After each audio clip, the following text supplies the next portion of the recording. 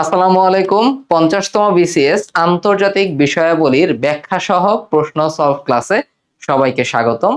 BCS এর প্রশ্ন solve যদি আমরা ব্যাখ্যা সহ করতে পারি তাহলে আপনি যে স্টেজেই থাকুন না কেন, সেটা এডমিশন টেস্ট থেকে শুরু করে bank job preparation, BCS preparation অথবা যে কোনো ধরনের চাকরির ভর্তি প্রস্তুতিতে এটা খুবই সহায়ক হবে।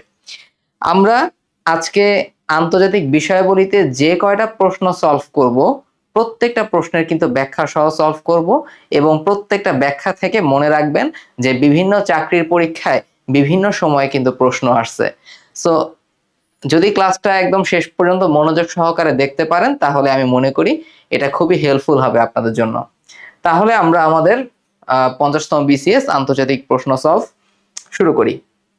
আমাদের প্রথম প্রশ্ন ছিল, কোন জলবায়ু চুক্তির অধীনে সবুজ জলবায়ু তহবিল অথবা গ্রিন ক্লাইমেট ফান্ড প্রতিষ্ঠা করা হয়? তো এটার অ্যান্সার হবে হচ্ছে ক্যানকুন চুক্তি। এটার অ্যান্সার কি হবে? এটার অ্যান্সার হবে হচ্ছে ক্যানকুন চুক্তির আন্ডারে। এটার অ্যান্সার কি হবে? অ্যান্সার হবে হচ্ছে ক্যানকুন চুক্তির আন্ডারে এটা প্রতিষ্ঠা করা হয়। ওকে, তারপরে আমরা এটার আন্ডারে কয়েকটা ব্যাখ্যাগুলো দেখে ফেলি যে ক্যানকুন শহর এটা আসলে কোথায় অবস্থিত। এই ক্যানকুন শহরটা কিন্তু মেক্সিকোতে অবস্থিত। কোথায় অবস্থিত? ক্যানকুন শহরটা অবস্থিত মেক্সিকোতে। বিশ্বের সর্ববৃহৎ জলবায়ু তহবিল কোনটা? সেটা হচ্ছে গ্রিন ক্লাইমেট ফান্ড অথবা সবুজ জলবায়ু তহবিল। এই জিসিএফ কত সালে প্রতিষ্ঠিত হয়? জিসিএফ প্রতিষ্ঠিত হয় কত সালে? 2010 সালে। কোন সম্মেলনে? COP16 সম্মেলনে। ঠিক আছে, 2010 সালের COP16 সম্মেলনে এটা কিন্তু প্রতিষ্ঠা লাভ করে থাকে। COP16 সম্মেলনে এটা প্রতিষ্ঠা লাভ করে থাকে 2010 সালে। জিসিএফ এর সদর দপ্তর কোথায়? সদর দপ্তর হচ্ছে ইয়েনচিয়ন, দক্ষিণ কোরিয়া অথবা সাউথ কোরিয়া। দক্ষিণ কোরিয়া অথবা সাউথ কোরিয়া। এরপরে জিসিএফ প্রতিষ্ঠার প্রস্তাব রাখা হয় কোন সম্মেলনে? তাহলে এই প্রশ্নটা যখন আমরা সলভ করব তখন দুইটা জিনিস আমাদের খুব মোস্ট ইম্পর্টেন্টলি পড়তে হবে। যদি বলা হয় গ্রিন ক্লাইমেট প্রতিষ্ঠার প্রস্তাব রাখা হয় কোন সম্মেলনে অথবা কত সালে বা কোথায়, তখন কিন্তু অ্যান্সার হবে 2009 সালে COP15 সম্মেলনে, যেটা হয়েছিল কোপেনহেগেনে, ডেনমার্কের কোপেনহেগেন সম্মেলনে। আর যদি বলা হয় জিসিএফ প্রতিষ্ঠা হয় কত সালে? 2010 সালে COP16 সম্মেলনে মেক্সিকোর কানকুন শহরে। আশা করি জিনিসগুলো সবার কাছে ক্লিয়ার। এখন আমি একটু আপনাদের দেখানোর চেষ্টা করি। আমরা যদি প্রথম আর্থ সামিটের কথা চিন্তা করি, আমি জানি আপনারা অনেকেই জানেন যে প্রথম আর্থ সামিট অথবা প্রথম ধরিত্রী সম্মেলন এটা হয় কত সালে? এটা হয় কিন্তু 1992 সালে। কোথায় হয়? ব্রাজিলের রিও ডি জেনেরিওতে। ব্রাজিলের রিও ডি জেনেরিওতে। আচ্ছা, তো এই ব্রাজিলের রিও ডি জেনেরিওতে যখন প্রথম আর্থ সামিট হলো, সেখানেই কিন্তু গঠিত হয় একটা ফ্রেমওয়ার্ক কনভেনশন, যেটার নাম ছিল ইউএনএফ 3টা C, United Nations Framework Convention on Climate Change, অর্থাৎ জলবায়ু পরিবর্তন নিয়ে জাতিসংঘের একটা ফ্রেমওয়ার্ক কনভেনশন। তো এই ইউএনএফসিসি সম্পর্কে আমাদের কয়েকটা আইডিয়া রাখা দরকার। এই ইউএনএফসিসি এটার সচিবালয় কোথায় অবস্থিত? এটার সচিবালয় কিন্তু অবস্থিত জার্মানির বনে অবস্থিত। ঠিক আছে, এটা সচিবালয় কোথায় অবস্থিত? জার্মানির বনে অবস্থিত। অন্যদিকে এই ইউএনএফসিসিসি এটার আন্ডারেই কিন্তু প্রত্যেক বছর কনফারেন্স অফ পার্টিস বা কোপ সম্মেলন হয়ে থাকে। তো আমাদের জানতে হবে যে এটার আন্ডারে ফার্স্ট কোপ সম্মেলন কবে হয়েছিল? ফার্স্ট কোপ সম্মেলন হয়েছিল 1995 সালে। কোথায়?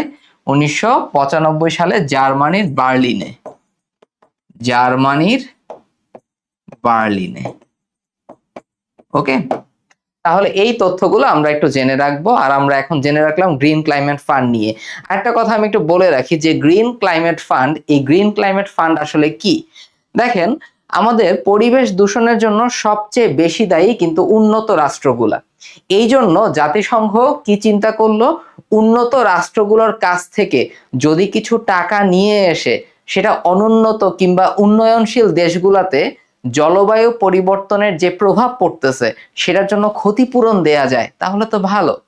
এজন্য তারা গ্রিন ক্লাইমেট ফান্ডটা প্রতিষ্ঠা করলো, যেন তারা অনুন্নত বা উন্নয়নশীল দেশগুলোকে জলবায়ু পরিবর্তনের প্রভাবের জন্য ক্ষতিপূরণটা দিতে পারে। ওকে, তো এই হচ্ছে আমাদের জিসিএফ এর ব্যাপার স্যাপারগুলো আমরা ফুল এক্সপ্লেনেশন সহ পড়লাম। আমরা একদম শেষ পর্যন্ত প্রত্যেকটা এমসিকিউ ইনশাআল্লাহ এভাবে পড়বো। এরপরে বলা হয়েছে কোন দুটি দেশ সম্প্রতি ন্যাটোতে যোগদান করেছে যা ইউরোপের নিরাপত্তা পরিস্থিতিকে নতুন রূপ দান করে। এটার অ্যান্সার হবে হচ্ছে দুইটা, একটা সুইডেন এবং ফিনল্যান্ড, এভাবেই প্রশ্ন ছিল। এখন আমরা যদি এটার এক্সপ্লেনেশনটা একটু দেখতে চাই যে সুইডেন এবং ফিনল্যান্ড কত তারিখে আসলে তারা ন্যাটোতে যোগদান করে। তো যদি সুইডেনের কথা চিন্তা করি, তারা জয়েন করে 7 মার্চ 2023। অন্যদিকে ফিনল্যান্ড জয়েন করে কবে? 4 এপ্রিল 2023। ওকে, আমরা দুইটা ডেট একটু মনে রাখলাম যে সুইডেন আমাদের ন্যাটোতে কবে যোগদান করলো? 7 মার্চ 2023। অন্যদিকে আমাদের ফিনল্যান্ড 4 এপ্রিল 2023। তাহলে এখানে যদি শুধুমাত্র একটা অপশন থাকতো তখন অ্যান্সার হতো কিন্তু ফিনল্যান্ড। তো যাই হোক, এরপরে ন্যাটো এর প্রতিষ্ঠাকালীন সদস্য দেশ কয়টা? এটার অ্যান্সার হবে হচ্ছে 12টি ছিল এদের প্রতিষ্ঠাকালীন সদস্য দেশ। তো ন্যাটো কবে প্রতিষ্ঠিত হয়? ন্যাটো প্রতিষ্ঠিত হয়েছে কিন্তু 4 এপ্রিল 1949 সালে। 4 এপ্রিল 1949 সালে ন্যাটো প্রতিষ্ঠিত হয়। তো 2023 সালের ন্যাটোর প্রতিষ্ঠা তারিখেই কিন্তু সর্বশেষ ফিনল্যান্ড জয়েন করে। তো বর্তমানে ন্যাটোর সদস্য সংখ্যা কয়টা? বর্তমানে ন্যাটোর সদস্য সংখ্যা কিন্তু হচ্ছে 32টি। প্রতিষ্ঠাকালে 12টা সদস্য রাষ্ট্র থাকলেও বর্তমানে কিন্তু 32টি সদস্য রাষ্ট্র নিয়ে এই ন্যাটো গঠিত হয়। তো আমরা জানি যে ন্যাটোর কাহিনী কি। ন্যাটোটা গঠিত হয়েছিল আসলে স্নায়ুযুদ্ধকে কেন্দ্র করে, অর্থাৎ সোভিয়েত ইউনিয়ন ভার্সেস ইউএসএ। তখন ইউএসএ কি করলো? ন্যাটো গঠন করলো। তো ন্যাটো হচ্ছে নর্থ আটলান্টিক ট্রিটি অর্গানাইজেশন। প্রশ্ন আসতে পারে কোন চুক্তির আওতায় ন্যাটো গঠিত হয়? অ্যান্সার হবে উত্তর আটলান্টিক চুক্তির আওতায় ন্যাটো প্রতিষ্ঠিত হয়। তো ন্যাটো এর সদর দপ্তর কোথায়? ন্যাটো এর সদর দপ্তর কিন্তু বেলজিয়ামের ব্রাসেলসে। ন্যাটো এর সদর দপ্তর কোথায়? বেলজিয়ামের ব্রাসেলসে। বর্তমান মহাসচিব কে? মার্ক রুটে। বর্তমান মহাসচিব কে? মার্ক রুটে। আচ্ছা, এবার ন্যাটো এর কয়েকটা অনুচ্ছেদ আছে বা ধারা আছে। তো ন্যাটো এর এই ধারাগুলোর মধ্যে কোন অনুচ্ছেদকে মূল ভিত্তি হিসেবে ধরা হয়? অ্যান্সার হবে হচ্ছে 5 নাম্বার অনুচ্ছেদ। এটা মাঝে মধ্যেই বিভিন্ন চাকরি পরীক্ষায় প্রশ্ন আসে যে কোন অনুচ্ছেদটাকে মূল ভিত্তি ধরা হয় ন্যাটোর ক্ষেত্রে। 5 নাম্বার অনুচ্ছেদটাকে, যেখানে বলা হয়েছে ন্যাটোভুক্ত যে কোনো একটা দেশের উপর যদি বহিঃশত্রু আক্রমণ করে তাহলে ন্যাটোভুক্ত সকল দেশ মিলে সেই আক্রমণকে প্রতিহত করতে পারে। এটাই হচ্ছে তাদের মূল ভিত্তি। সর্বশেষ সম্মেলনটা কবে হয় এবং কোথায় হয়? সর্বশেষ সম্মেলনটা হয়েছিল 2025 সালে এবং সেই সর্বশেষ সম্মেলন হয়েছিল নেদারল্যান্ডের হেগ শহরে। নেদারল্যান্ডের হেগ শহরে। অন্যদিকে বলা হয় 2026 সালে কোথায় সম্মেলন হবে? 2026 সালে হবে তুরস্কের রাজধানী আঙ্কারায়। তুরস্কের আঙ্কারায়। তাহলে ন্যাটো নিয়ে অনেকগুলো কথা আমরা একসাথে পড়ে ফেললাম। ঠিক আছে, এরপরের প্রশ্নে যাই। কোন প্রাক্তন রাষ্ট্রপ্রধান প্রথম ইন্দো প্যাসিফিক শব্দটি জনপ্রিয় করেন? এটার অ্যান্সার হবে জাপানের প্রাক্তন প্রধানমন্ত্রী শিনজো অ্যাবে। কোন প্রাক্তন রাষ্ট্রপ্রধান সর্বপ্রথম ইন্দো প্যাসিফিক শব্দটিকে জনপ্রিয় করেন? এটার অ্যান্সার হবে হচ্ছে জাপানের প্রাক্তন প্রধানমন্ত্রী শিনজো অ্যাবে। তাহলে এটার আন্ডারে আমরা কি কি জিনিস দেখবো? এখানে একটা ছবি দেখতে পাচ্ছেন আপনারা। ইন্দো প্যাসিফিক রিজিয়ন কথাটার মানে কি? ইন্দো কথাটার মানে হচ্ছে ইন্ডিয়ান ওশিন অথবা ভারত মহাসাগর, আর প্যাসিফিক মানে হচ্ছে প্যাসিফিক ওশিন বা প্রশান্ত মহাসাগর। তো এই প্রশান্ত মহাসাগর এবং ভারত মহাসাগরকে নিয়ে যেই অঞ্চলটা গঠিত সেটাকেই বলা হয় ইন্দো প্যাসিফিক রিজিয়ন। তো ইন্দো প্যাসিফিক রিজিয়ন এই ধারণাটা প্রস্তাব করার অন্যতম একটা কারণ ছিল কোয়াড গঠন করা। কি গঠন করা? কোয়াড গঠন করা, যে কোয়াড গঠিত হয়েছিল চারটাকে নিয়ে। একটা হচ্ছে ইন্ডিয়া, তারপরে হচ্ছে জাপান, অস্ট্রেলিয়া এবং হচ্ছে ইউএসএ। যেহেতু চারটা দেশ, দেখছেন ইন্দো প্যাসিফিক রিজিয়নের একদম চার কোনায় চারটা দেশ, এই চারটা দেশ মিলে যেন এই পুরো অঞ্চলটাকে তারা নিয়ন্ত্রণে নিতে পারে, যেন চীনের প্রভাব মুক্ত রাখতে পারে, অনেকটা সামরিক দিক থেকে, বাণিজ্যিক দিক থেকে, কৌশলগত দিক থেকে, সব দিক থেকে যেন চীনের প্রভাব মুক্ত রাখতে পারে এই অঞ্চলটাকে। এজন্যই কিন্তু তারা কোয়াড গঠনের একটা প্রস্তাব করছিল এবং এই ধারণাটাকে প্রথম জনপ্রিয় করেন কিন্তু Shinzo Abe Indo Pacific region ধারণার মাধ্যমে। এই এই হচ্ছে আমাদের মোটামুটি, এখান থেকে আমরা ভালো মতো আলাপ করলাম। আচ্ছা, এরপরে দেখি আমরা কোন ভূরাজনৈতিক তত্ত্ব বিশ্ব আধিপত্যের চাবিকাঠি হিসেবে ইউরেশিয়ার নিয়ন্ত্রণকে সমর্থন করে। তাহলে ইউরেশিয়া কথাটার মানে কি? Europe plus Asia. এখন এখানে অ্যান্সার কোনটা হবে? এখানে অ্যান্সার হবে হচ্ছে হার্টল্যান্ড তত্ত্ব। এখানে অ্যান্সার কি হবে? এখানে অ্যান্সার হবে হচ্ছে হার্টল্যান্ড তত্ত্ব। কোন ভূরাজনৈতিক তত্ত্ব বিশ্ব আধিপত্যের চাবিকাঠি হিসেবে ইউরেশিয়ার নিয়ন্ত্রণকে সমর্থন করে থাকে? এটার অ্যান্সার হবে হচ্ছে হার্টল্যান্ড তত্ত্ব। তো এটা নিয়ে আমরা কয়েকটা জিনিস পড়বো। তো এই যে কয়েকটা তত্ত্বের কথা এখানে লেখা ছিল, এখানে আমরা একটা ছবি দেখতে পাচ্ছি। ছবিতে এই রেড অংশ দিয়ে বোঝানো হয়েছে হার্টল্যান্ড। তো এই হার্টল্যান্ডটা কি? হার্টল্যান্ড হচ্ছে ইউরেশিয়ার একটা অংশ। তো এখন আমরা একটু চিন্তা করি যে এই হার্টল্যান্ডের সীমানা কিরকম, আমরা যদি একটু বোঝার চেষ্টা করি। এই যে একদম উপরের দিকে বড় করে যে দেশটা দেখা যাচ্ছে, এটা কিন্তু রাশিয়া, তাই না? তো এই হার্টল্যান্ডের একদম উত্তরে মানে উপরের দিকে আছে আর্কটিক মহাসাগর, দক্ষিণে দক্ষিণে আছে হচ্ছে হিমালয় পর্বতমালা, পশ্চিমে আছে ইউরোপের ভলগা নদী এবং পূর্বে থাকে হচ্ছে সাইবেরিয়ার প্রান্ত। এভাবে হার্টল্যান্ডটা চারটা সীমানা আমরা বর্ণনা করতে পারি। তো এই হার্টল্যান্ডের আশেপাশে যেসব উপকূলবর্তী অঞ্চল আছে সেগুলোকে বলা হয় রিমল্যান্ড। ওকে, আর এই হার্টল্যান্ড এবং রিমল্যান্ডের বাইরের যে রিজিয়নটা সেটাকে বলা হয় আউটার ক্রিসেন্ট। এই তিনটা ভাগ মূলত পুরো বিশ্বটাকে এভাবে মূলত তিনটা ভাগে ভাগ করার চেষ্টা করা হয়। পুরো বিশ্ব না, যেটুকু আসলে আন্তর্জাতিক ভূ রাজনীতির ক্ষেত্রে খুব বেশি পরিমাণে প্রভাব ফেলে। তো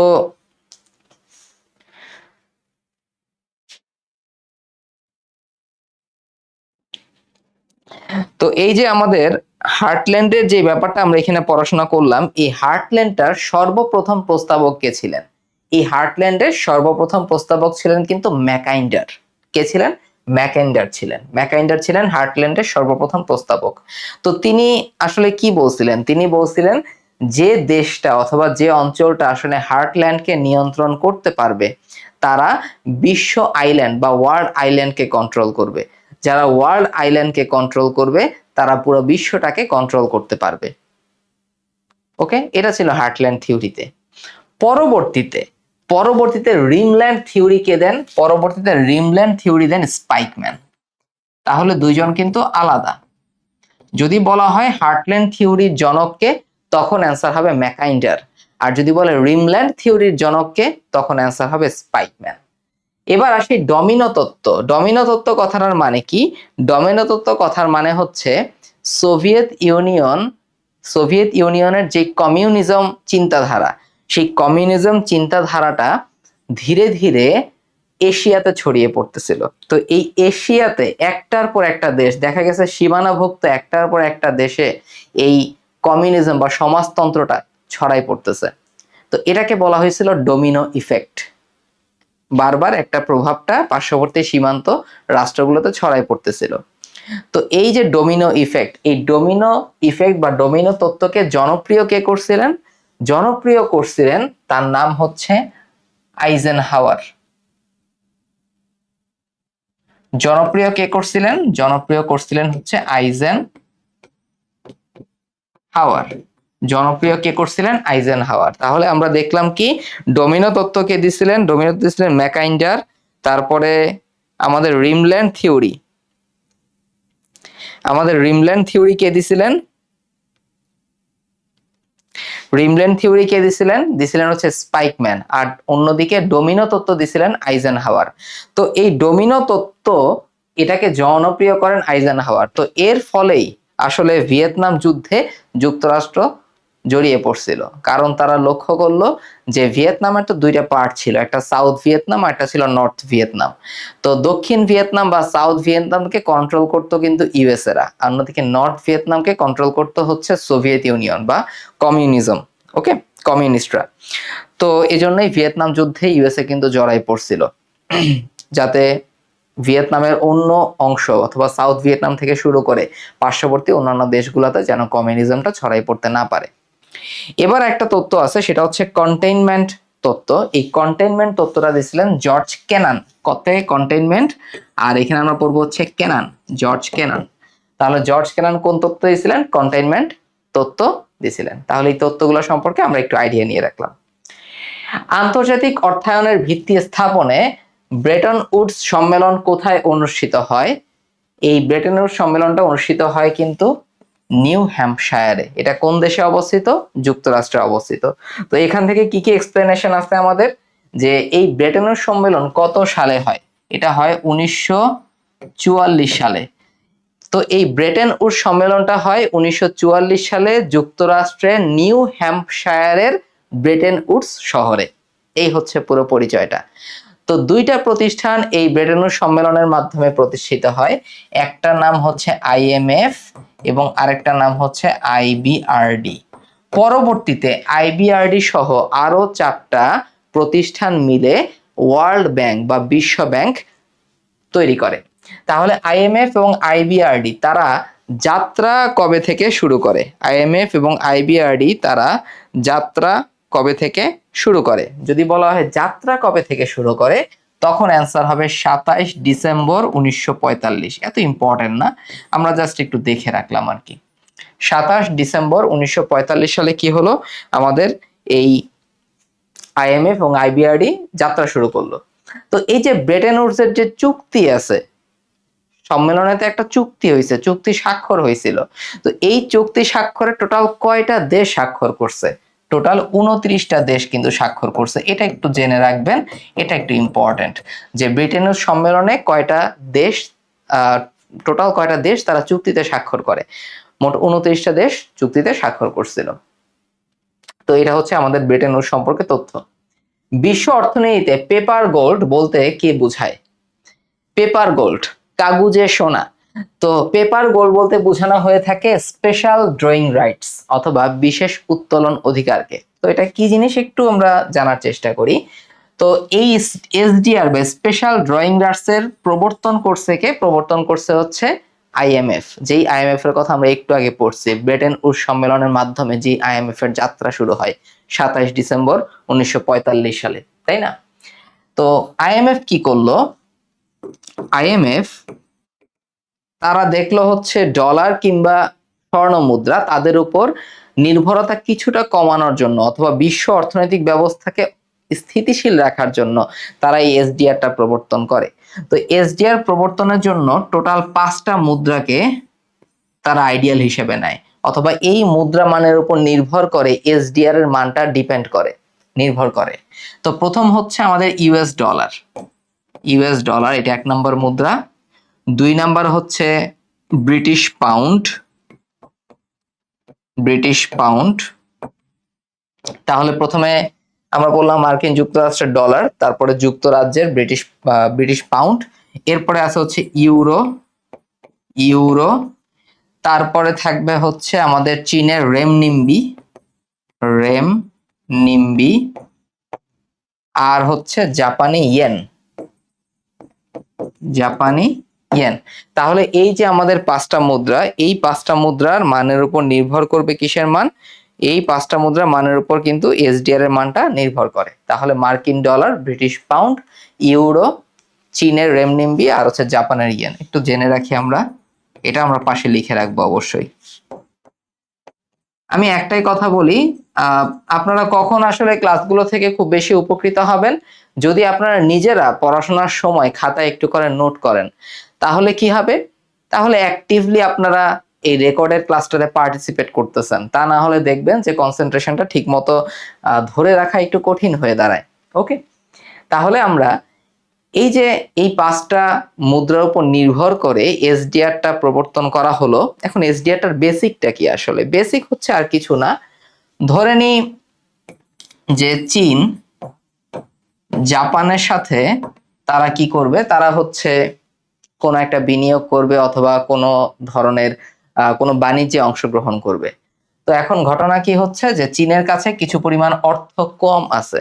তো চীন কি করতে পারে, চীন তখন আইএমএফ থেকে তাদের এই এসডিআরটা ধার নিতে পারে এবং এসডিআরটাকে অন্য কোনো দেশের কাছে বিক্রি করে সেই অনুপাতে তারা সেই ডলারটা পরিশোধ করতে পারে।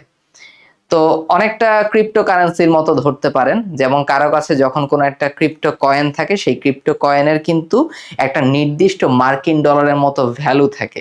তো সেম এই এসডিআর হচ্ছে, এসডিআরেরও কিছু মার্কিন ডলারের সাথে কিছু ভ্যালু থাকে। তো এসডিআর এর অপোজিটে আপনি কিছু মার্কিন ডলার পেতে পারেন, এই আর কি।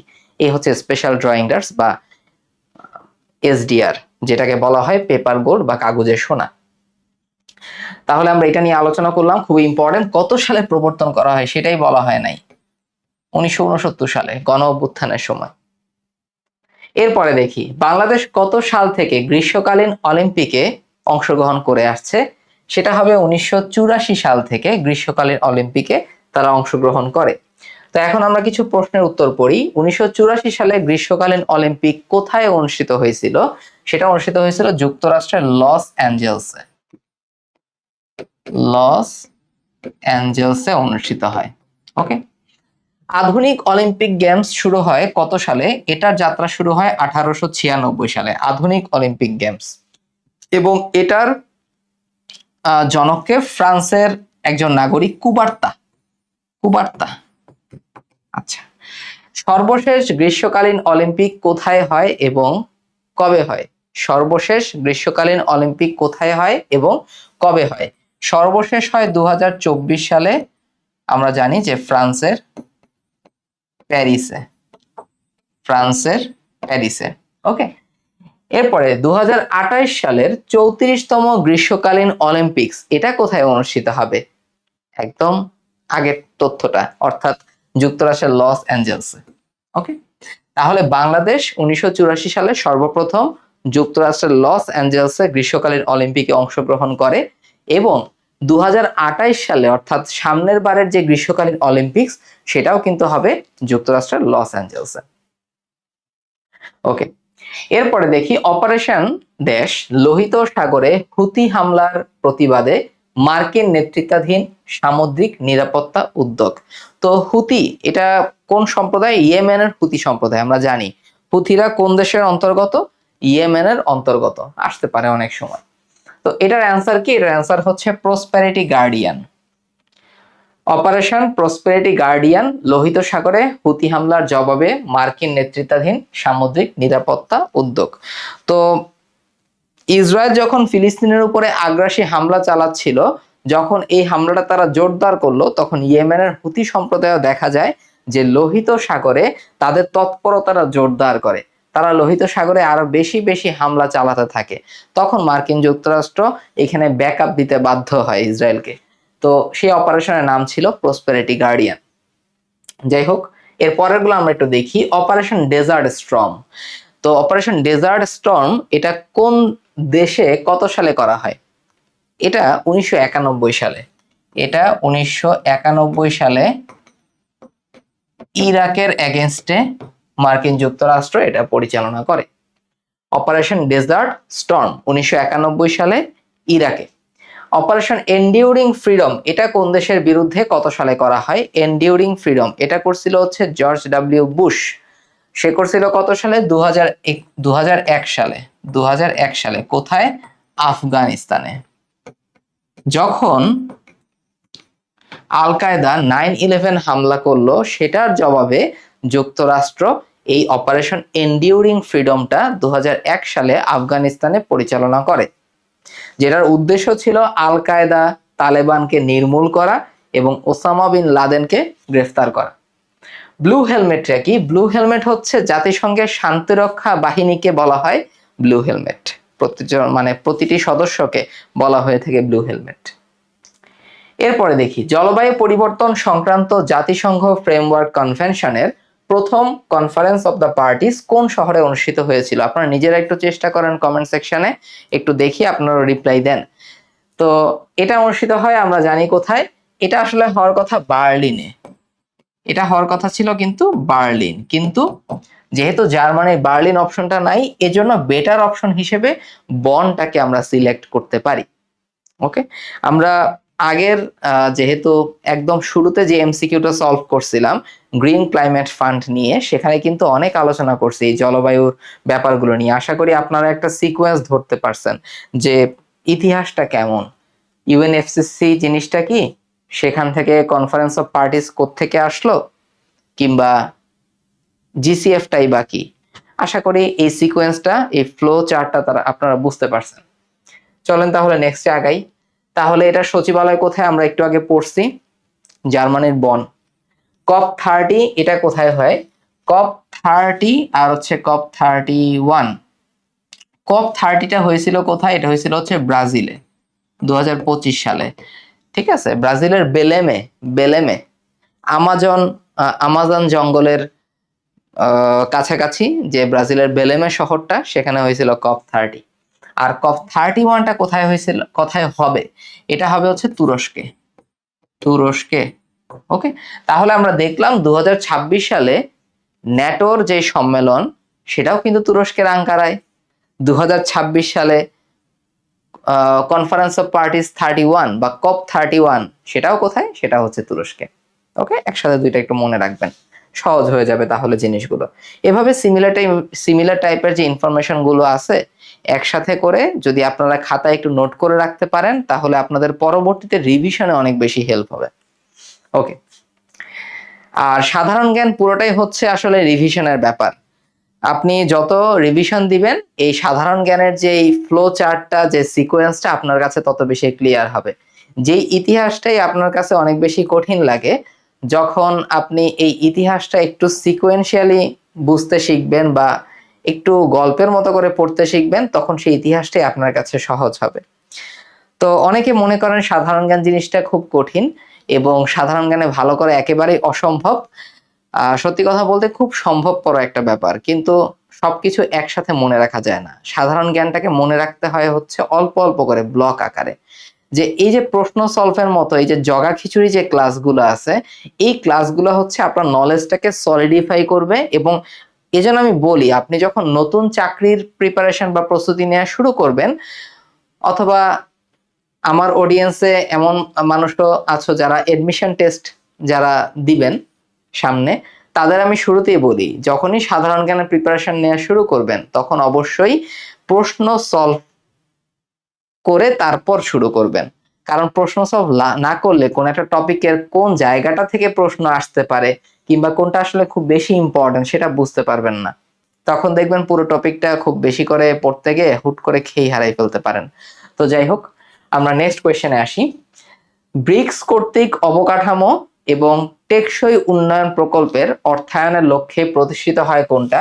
NDB, new development bank. তাহলে নিউ ডেভেলপমেন্ট ব্যাংক এটা কে প্রতিষ্ঠা করে? এটা প্রতিষ্ঠা করে কিন্তু ব্রিক্স। এটা কে প্রতিষ্ঠা করে? এটা প্রতিষ্ঠা করে কিন্তু হচ্ছে ব্রিক্স। আচ্ছা, এখন এনডিবি নিয়ে আমরা কয়েকটা কথাবার্তা এখানে বলবো। এনডিবি এর সদর দপ্তর কোথায়? এনডিবি এর সদর দপ্তর হচ্ছে চীনের সাংহাইতে। এনডিবি এর সদর দপ্তর কোথায়? চীনের সাংহাইতে। এটার সাথে আপনারা একটু কনফিউজ হতে পারেন, AIIB, Asian infrastructure investment bank, এটার সদর দপ্তর কিন্তু চীনের বেইজিং এ। এটা সদর দপ্তর কোথায়? এটা সদর দপ্তর হচ্ছে চীনের বেইজিং এ। তাহলে বুঝতে পারছেন দুইটা কিন্তু আলাদা। এবার আরেকটা আছে এশিয়ান ডেভেলপমেন্ট ব্যাংক, এটা সদর দপ্তর কিন্তু ফিলিপাইনের ম্যানিলাতে। ফিলিপাইনের ম্যানিলাতে। ওকে, তারপরে আছে হচ্ছে Islamic development bank. Islamic development bank, এটা সদর দপ্তর কোথায়? সৌদি আরবের জেদ্দায়। সৌদি আরবের জেদ্দায়। And the last one, African development bank, এটা সদর দপ্তর কোথায়? আইভরি কোস্টের আবিদজানে। Abidjan, Ivory Coast. ওকে, তাহলে আমরা সবগুলো একসাথে দেখে ফেললাম যাতে আমাদের কোনো ধরনের কোনো কনফিউশন না থাকে। ওকে, সব ধরনের শব্দগুলো দেখলাম যেন আমাদের কোনো ধরনের কোনো কনফিউশন না থাকে। এবার এই এনডিবি এর বর্তমান সভাপতিকে দিলমা রুসেফ। দিলমা রুসেফ। এর আগে আমরা আরেকজন মহাসচিবের নাম পড়ছিলাম, ন্যাটোর মহাসচিবকে বর্তমানে মার্ক রুটে। তো যেই ব্যাপারগুলো আমি ক্লাসের মধ্যে দেখিয়ে দিচ্ছি, মনে রাখবেন যে এই টপিকগুলো থেকে মোস্ট ইম্পর্টেন্ট কোয়েশ্চেন আসলে এগুলো পড়ে গেলেই ইনশাল্লাহ আপনারা ম্যাক্সিমাম কমন পাবেন। এবার আসি এনডিবি এর বর্তমান সদস্য দেশ কয়টা। এনডিবি এর বর্তমান সদস্য দেশ কিন্তু 11টা। কিন্তু আপনাকে যদি জিজ্ঞাসা করা হয় যে এনডিবি প্রতিষ্ঠা করছে কারা, ব্রিক্স, তাহলে ব্রিক্স এর বর্তমান সদস্য দেশ কয়টা, সেটার আনসার কিন্তু 10। তাহলে এবার দেখি এনডিবি এর যে 11টা সদস্য দেশ কে কে আছে একটু খেয়াল করি। প্রথমে কার নাম আসবে, প্রথমে ব্রিক্স দিয়ে শুরু করব, তার মানে ব্রাজিল। প্রথমে হচ্ছে ব্রাজিল, আরে হচ্ছে রাশিয়া, আইতে হচ্ছে ইন্ডিয়া বা ভারত। আচ্ছা, তারপরে হচ্ছে সিতে হচ্ছে কে, কানাডা, আর এসে হচ্ছে সাউথ আফ্রিকা। South Africa. তাহলে আমরা ব্রিক্স ভুক্ত মোস্ট ইম্পর্টেন্ট যে দেশগুলো আছে, মোস্ট মানে ব্রিক্স এর প্রতিষ্ঠাকালীন যে দেশগুলো আছে সেটা একটু দেখলাম। আচ্ছা, সিতে তো চায়না হবে, কানাডা কেন লিখলাম, সিতে হবে কি, সিতে হবে হচ্ছে চায়না। আচ্ছা, ব্রিক্স। এরপরে আমরা একটু খেয়াল করি, এরপরে কোনটা আসবে। এরপরে মনে রাখবো হচ্ছে মিস কেন বললাম, মিতে হচ্ছে মিশর, আর শতে হচ্ছে সংযুক্ত আরব আমিরাত। সংযুক্ত আরব আমিরাত। ওকে, আচ্ছা, মিশর আর সংযুক্ত আরব আমিরাত। এরপরে কারা, এরপরে মনে রাখবো হচ্ছে মিস তো বললাম, তাহলে মিস বাংলাদেশ একটা মানে একটা প্রোগ্রাম হয় না, তাহলে মিস বাংলাদেশ, বাংলাদেশ কিন্তু এনডিবি এর সদস্য, একটু মনে রাখবো আমরা। তারপরে আসবে কোনটা, কলম্বিয়া। তারপরে আসবে কোনটা, তারপরে আসবে হচ্ছে কলম্বিয়া। কলম্বিয়া। তাহলে বাংলাদেশ আসলো, কলম্বিয়া আসলো, তারপরে হচ্ছে আমাদের লাস্টের দুইটা কোনটা কোনটা, কয়টা হয়েছে এখানে, 5টা, 6, 7, 8, 9, তার মানে আর 2টা বাকি। একটা হবে হচ্ছে আলজেরিয়া আর একটা হবে উজবেকিস্তান। আলজেরিয়া আর একটা হবে হচ্ছে উজবেকিস্তান। তাহলে আমরা টোটাল 11টা সদস্য দেশ পাইলাম হচ্ছে নিউ ডেভেলপমেন্ট ব্যাংকের। কোনটা কোনটা, Brazil, Russia, India, China, South Africa. তারপরে পুরো মিস বাংলাদেশ, তাহলে মিশর আর সংযুক্ত আরব আমিরাত। তারপরে বাংলাদেশের পরে কলম্বিয়া, দেন লাস্টের দুইটা কি কি আমাদের, আলজেরিয়া এবং উজবেকিস্তান। ওকে, এবার আপনাকে যদি বলা হয় যে ব্রিক্স এর যে 10টা দেশ, সেই 10টা দেশের নাম বলো, আপনি এইখান থেকে বলে দিলেন, তাহলে হবে না। ব্রিক্স এর যে 10টা দেশ একটু আমরা খেয়াল করি, আমি একটু অন্য কালি ব্যবহার করলে মেবি জিনিসটা ভালো হবে। তাহলে ব্রিক্স এর 10টা দেশ কি কি আছে খেয়াল করি, সাদা দাগগুলা, Brazil, Russia, India, China, South Africa common, মিশর, সংযুক্ত আরব আমিরাত কমন। এবার আর 3টা, এগুলা কিন্তু ব্রিক্স এর সদস্য না, বাংলাদেশ, কলম্বিয়া, আলজেরিয়া, উজবেকিস্তান, তারা এনডিবি সদস্য বাট ব্রিক্স এর না। তাহলে ব্রিক্স এর সদস্য হচ্ছে আর 3টা। কিভাবে, দাঁত দিয়ে একটু হাসি দিবেন, হি বলবেন, ই। তো কেন বললাম, দিয়ে আমরা মনে রাখবো প্রথমে হচ্ছে ইরান, ইরান, তারপরে ইতে হচ্ছে ইন্দোনেশিয়া, আর লাস্টের ইতে হচ্ছে ইথিওপিয়া। প্রশ্ন আসে, ব্রিক্স থেকে প্রশ্ন আসতেই পারে যে নিচের কোনটি ব্রিক্স ভুক্ত, নিচের কোনটি এনডিবি ভুক্ত, এই ধরনের প্রশ্ন আসতে পারে। তাহলে দুইটাই আমাদের শিখে রাখতে হবে। ঠিক আছে, তাহলে আমরা ব্রিক্স নিয়ে যথেষ্ট কথাবার্তা বলে ফেললাম। নেক্সটে আসি, কোনটি জাতিসংঘের প্রতিষ্ঠান নয়, সেটার আনসার হবে হচ্ছে WTO, ওয়ার্ল্ড ট্রেড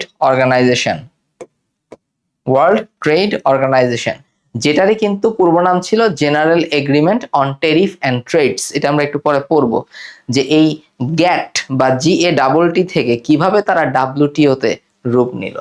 তো এই যে WTOর সদপ্তর কোথায়, আমরা জানি সুইজারল্যান্ডের জেনেভাতে। তারপরে হচ্ছে আইএলও, আইএলও সদর দপ্তর কোথায়? সুইজারল্যান্ডের জেনেভাতে। অন্যদিকে ইউনিসেফ, ইউনিসেফ কি? Children's emergency fund, CEF, children's emergency fund. এটা সদর দপ্তর কোথায়? এটা সদর দপ্তর কিন্তু যুক্তরাষ্ট্রের নিউ ইয়র্কে।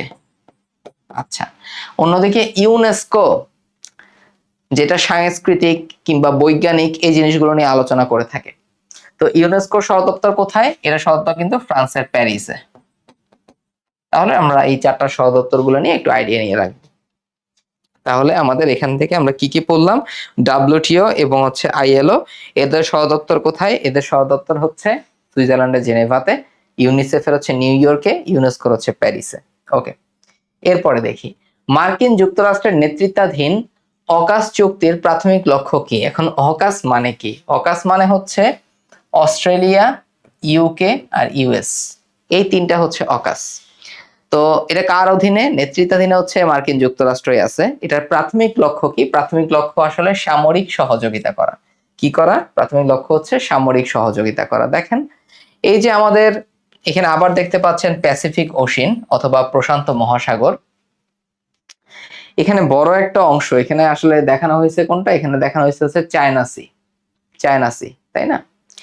তো এই চায়না সিনের অথবা এই যে চীন সাগর আছে, চীন সাগরে কিন্তু দুইটা অংশ, একটা হচ্ছে পূর্ব চীন সাগর আর একটা হচ্ছে দক্ষিণ চীন সাগর। তো এই চীন সাগরে চীনের আধিপত্য মানে যাতে তারা রুখতে পারে অথবা চীন যেন বেশি প্রভাব বিস্তার করতে না পারে, সেজন্যই আসলে এই অকাস চুক্তি। আপনি ইন্দো প্যাসিফিক রিজিয়ন বলেন, ইন্দো প্যাসিফিক স্ট্র্যাটেজি বলেন, কিংবা হচ্ছে আপনি এই কি বলে এই অকাস চুক্তির কথা বলেন, কিংবা কোয়াডের কথা বলেন, সবকিছুর উদ্দেশ্য আসলে একটাই, নিজেদের সামরিক সক্ষমতা বাড়ানো সহযোগিতার মাধ্যমে। এক নাম্বার, কেন বাড়ানো দরকার? যেন চীনের প্রভাবটা রুখে দেয়া যায়। যাই হোক, এটা নিয়ে আরো ডিটেলসে আলাপ হতে পারে অন্য কোনো একটা ক্লাসে, যে কিভাবে চীনের স্বার্থ এই জায়গাটায় কিভাবে, কিংবা ইউএসএ মার্কিন যুক্তরাষ্ট্র কোন কোন স্ট্র্যাটেজির মাধ্যমে, একদম বিস্তারিতভাবে আমরা সেটা আলোচনা করতে পারি অন্য একটা ভিডিওতে। যাই হোক, এর পরের প্রশ্নে আমরা যাই। মার্কিন যুক্তরাষ্ট্র কত সালে রাশিয়ার কাছ থেকে আলাস্কা ক্রয় করে? 1867 সালে। তার মানে এই যে মার্কিন যুক্তরাষ্ট্রের আলাস্কা কিন্তু 49তম অঙ্গরাজ্য মার্কিন যুক্তরাষ্ট্রের। তো এই 49তম অঙ্গরাজ্য আলাস্কা শুরু থেকেই মার্কিন যুক্তরাষ্ট্রের সীমানাভুক্ত ছিল না। 1867 সালে এটা ছিল কিন্তু রাশিয়ার একটা পার্ট, রাশিয়ার কাছ থেকে যুক্তরাষ্ট্র এটাকে কিনে নেয়। তো আমরা একটু ম্যাপটা দেখতে পারি, দেখতে পাচ্ছেন এখানে যে আলাস্কার এই ম্যাপটা, কানাডার একদম সীমান্ত ঘেঁষে আলাস্কাটা অবস্থিত, এবং এই আলাস্কার জন্য মার্কিন যুক্তরাষ্ট্র অনেক দিক থেকে তারা লাভবান হয়। আলাস্কার মাধ্যমে এই প্রশান্ত মহাসাগরের নিয়ন্ত্রণ নেওয়া যেরকম সহজ হয়েছে, ঠিক সেরকমই আর্কটিক সাগরেও কিন্তু এই নিয়ন্ত্রণ নেওয়াটা হচ্ছে সহজ হয়েছে আলাস্কার জন্য। প্লাস এই আলাস্কাতে পরবর্তীতে বিভিন্ন খনিজ সম্পদ, সোনা পর্যন্ত পাওয়া গেছে, এই আলাস্কাতে গ্যাস পাওয়া গেছে প্রচুর পরিমাণে। তো এই আলাস্কা কিন্তু ছিল রাশিয়ার একটা পার্ট। 1867 সালে যুক্তরাষ্ট্র রাশিয়ার কাছ থেকে এটা কিনে নেয়। তো এই হচ্ছে আমাদের আলাস্কা সংক্রান্ত কথাবার্তা। এরপরে আমরা দেখি কোনটি ব্রিক্স এর প্রধান লক্ষ্য। আমরা জানি যে ব্রিক্স নিয়ে আমরা অলরেডি কথা বলছি, এবং ব্রিক্স এর কিন্তু কোনো সদর দপ্তর নাই। আমি হয়তোবা আগের কোশ্চেনটাই বলি নাই, ব্রিক্স এর কোনো সদর দপ্তর কিন্তু নাই। কিন্তু ব্রিক্স এর যেই ব্যাংক, নিউ ডেভেলপমেন্ট ব্যাংক, সেটা সদর দপ্তর আছে। সেটা সদর দপ্তর কোথায় আমরা পড়ছি একটু মনে করার চেষ্টা করেন, চীনের সাংহাইতে। তো এই যে ব্রিক্স এর প্রধান লক্ষ্য কি?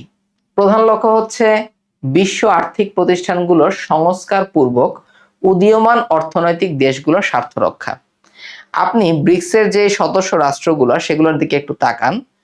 ব্রিক্স 5টা দেশ আমাদের এমনিতেই মনে থাকে। এরপরে মিশর, সংযুক্ত আরব আমিরাত, এরপরে ইরান, ইথিওপিয়া আর হচ্ছে ইন্দোনেশিয়া।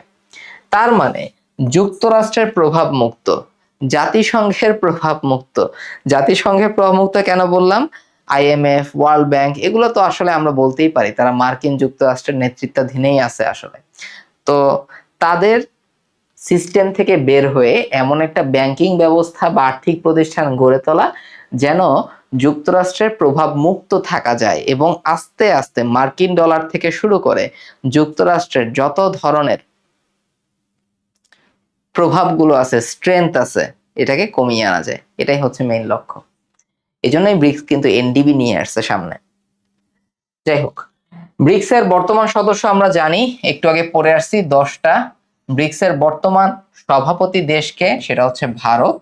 এবং 2026-এ ব্রিক্স এর শীর্ষ সম্মেলন কোথায় হবে, সেটা হবে হচ্ছে ভারতে। মনে থাকবে, একসাথে আমরা মনে রাখলাম এটা।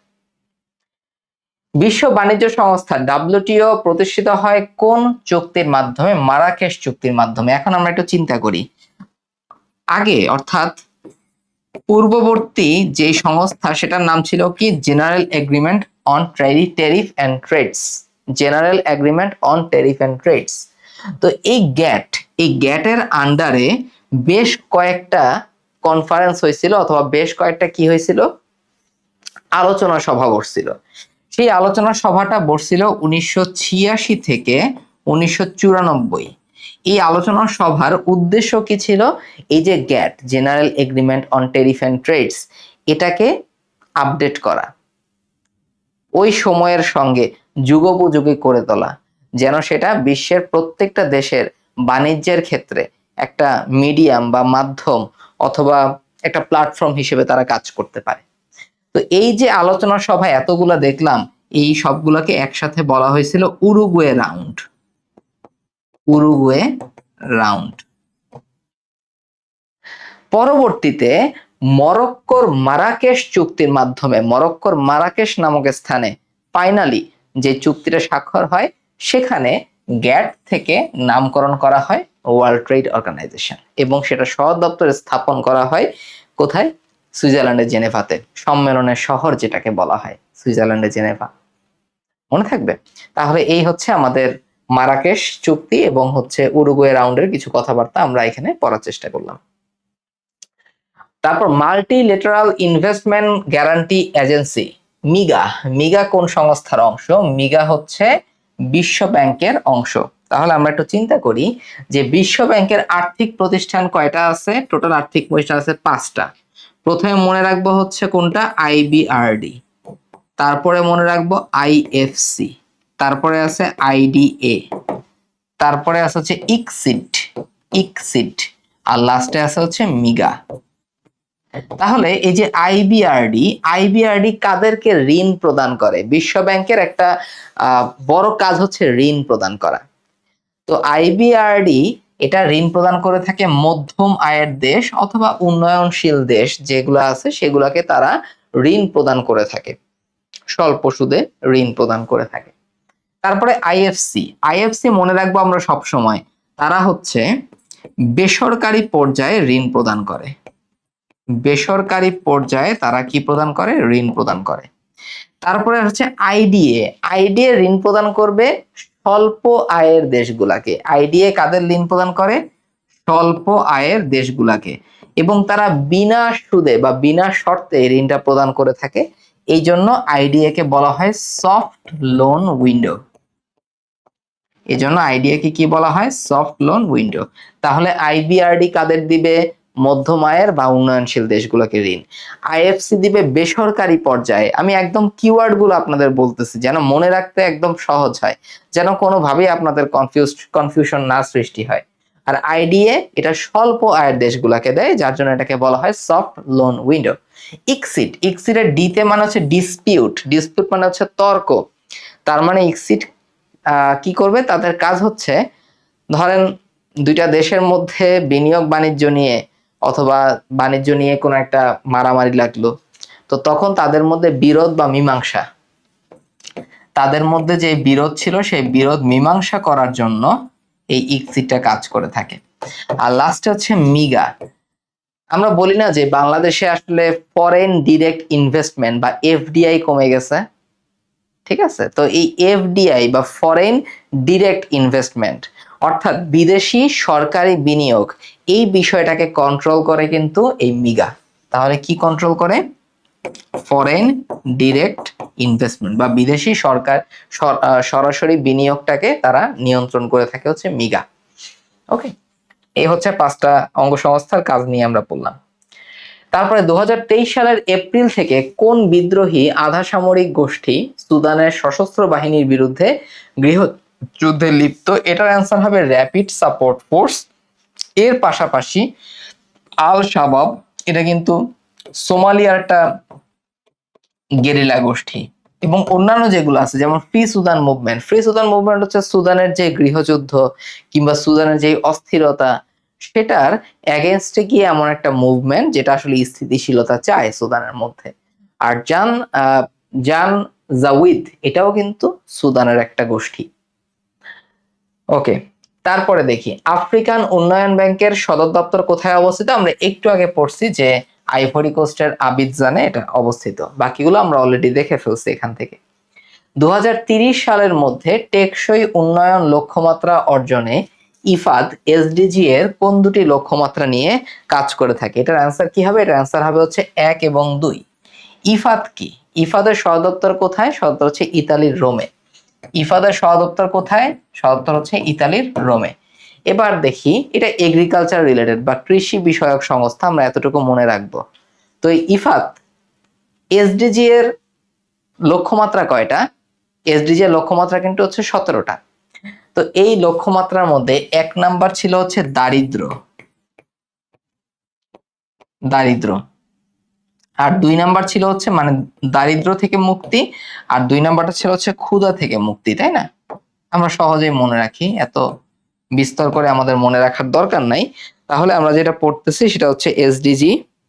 এই এসডিজিতে আমাদের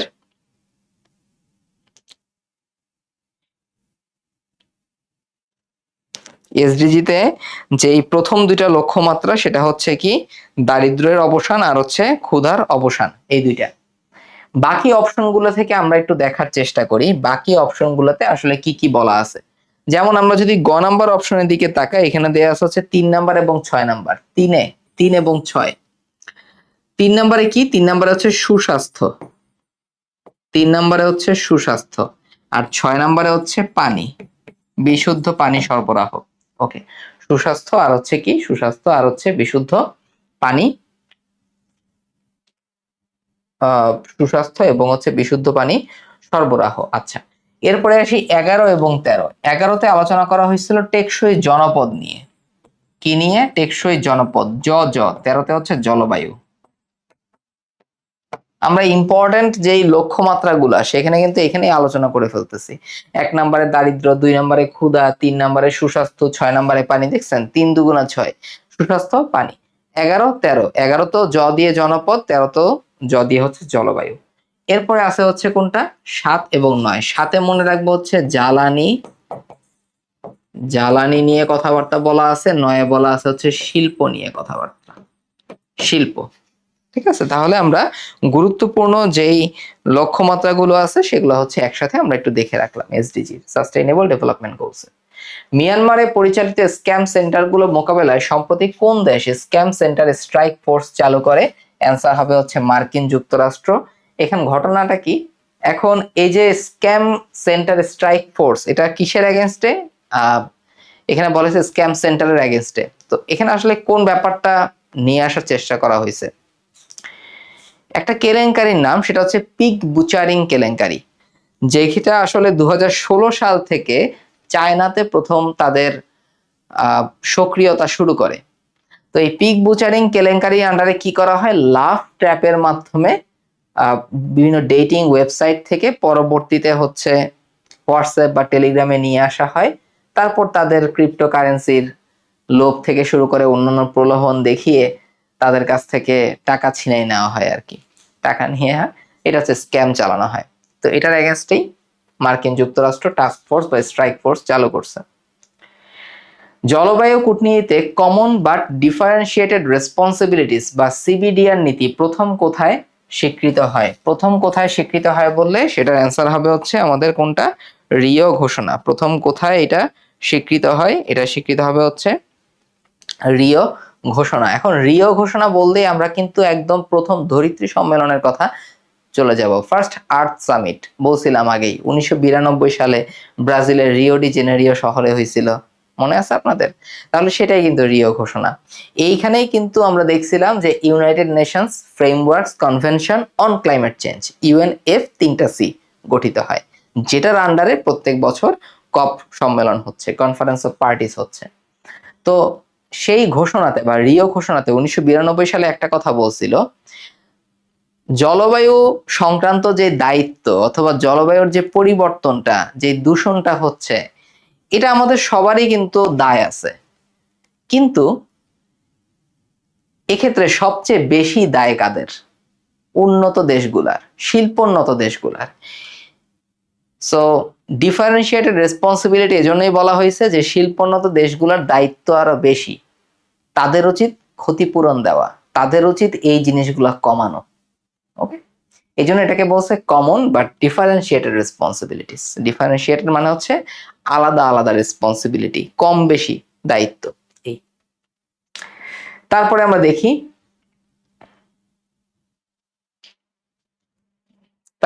দেখি, চীনের উদ্যোগে চালু করা বেল্ট এন্ড রোড ইনিশিয়েটিভের প্রাথমিক লক্ষ্য কি? বাণিজ্য এবং অবকাঠামোর একটি বিশ্বব্যাপী নেটওয়ার্ক তৈরি করা। আমরা জানি এটাই হবে।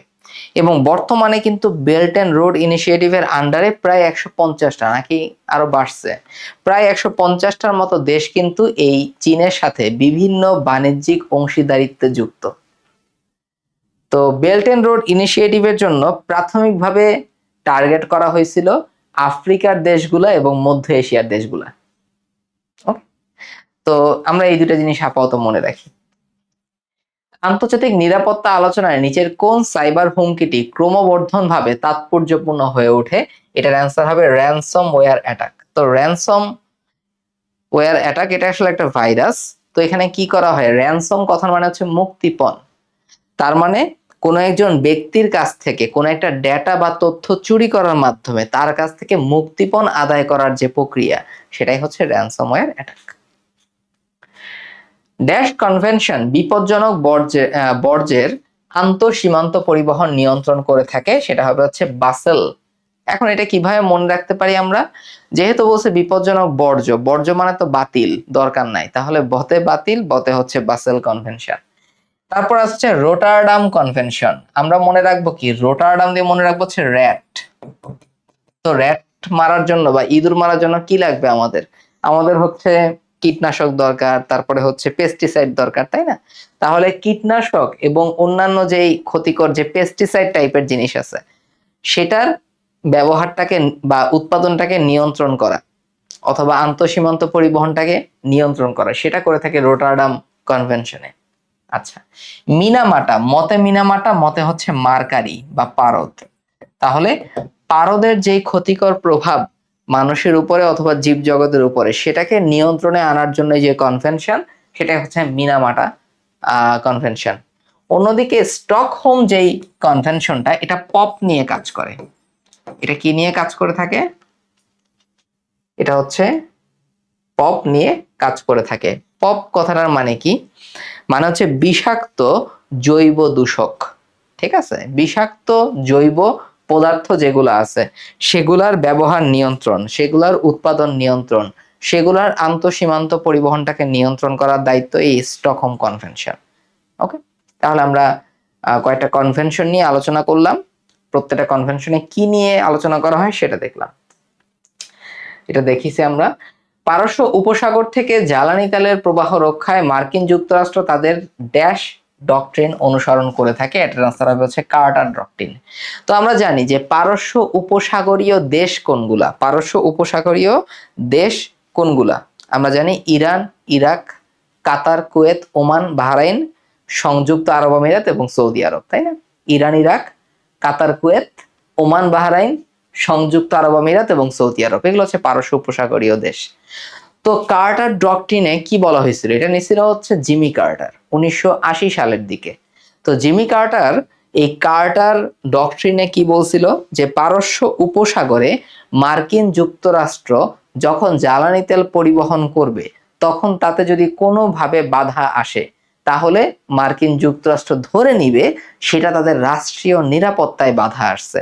তো তারা এটাকে এতটা গুরুত্ব সহকারে বিবেচনা করছে, সেটাই হচ্ছে কার্টার ডক্ট্রিন। ওকে, এরপরে আসে এই যে মনরো ডক্ট্রিন, এটার মানে কি? মনরো ডক্ট্রিন কিন্তু 1823 সালের, তখন মার্কিন প্রেসিডেন্ট ছিলেন মনরো। তো তিনি বলছিলেন তখন আমেরিকা কিন্তু বিশ্ব ব্যবস্থায় এত মোড়লগিরি করতে চায় নাই, তখন কিন্তু আমেরিকা নিজেদের মতো নিজেকে গুছাচ্ছিল। মনরো বলছিলেন যে আমেরিকা কখনো ইউরোপের দিকে নাক গলাবে না এবং ইউরোপও আমেরিকার দিকে কখনো নাক গলাতে পারবে না। এটা ছিল মনরো ডক্ট্রিন, মানে কোনো ঝামেলায় নাই, ঝুট ঝামেলায় নাই। আরেকটা ডক্ট্রিন ছিল হচ্ছে ট্রুম্যান ডক্ট্রিন। আরেকটা ডক্ট্রিন কোনটা ছিল? Truman doctrine. ট্রুম্যান ডক্ট্রিন এটা স্নায়ুযুদ্ধের সময়কার কথা, দ্বিতীয় বিশ্বযুদ্ধের পরপর, যেটার একটা খুব ইম্পর্ট্যান্ট টার্গেট কি ছিল? যে কমিউনিজমটাকে প্রতিরোধ করা, সোভিয়েত ইউনিয়নের যে প্রভাবটা সেটাকে প্রতিহত করা। আরেকটা ছিল হচ্ছে বুশ ডক্ট্রিন। এই বুশ ডক্ট্রিনটা গ্রহণ করা হয় 2001 সালের দিকে, যখন 9/11 হামলা হয়। তখন এই বুশ ডক্ট্রিনে কি বলা হয়? বলা হয় যে যুক্তরাষ্ট্রের কাছে যদি মনে হয় কোনো একটা দেশ তাকে আক্রমণ করতে পারে, তার আগেই সে ওই দেশকে আক্রমণ করবে। তো অনেক বড় একটা কথা, তাই না?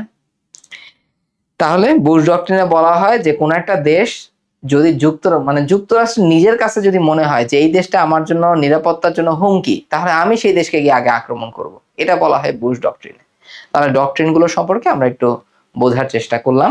এরপরে তো মোস্ট প্রবাবলি শেষ। তাহলে থ্যাংক ইউ যারা শেষ পর্যন্ত আমার ক্লাসে ছিলেন, অনেক ধন্যবাদ আপনাদেরকে। ভালো করে পড়াশোনা করতে থাকেন, ইনশাল্লাহ আপনারা আপনাদের স্বপ্ন ছুঁতে পারবেন, আপনাদের লক্ষ্য পূরণ হবে এবং অল্প অল্প করে আমরা এগোতে থাকি। আজকে 50তম বিসিএস এর আন্তর্জাতিক বিষয়াবলী ক্লাস আমরা ব্যাখ্যা সহ সলভ করলাম। ক্লাসটা কেমন লাগলো আপনাদের অবশ্যই কমেন্টে জানাবেন, 1 নাম্বার, এবং 2 নাম্বার নেক্সটে আপনারা যদি অন্য কোনো ভিডিও চান সেটাও কমেন্টে জানাতে পারেন। তাহলে ভালো থাকুন সবাই। আমি এই যে পিডিএফটা আছে, স্লাইড পিডিএফটা আমি দিয়ে দিব, এটা আপনারা ইউটিউবের ডেসক্রিপশন বক্সে পেয়ে যাবেন।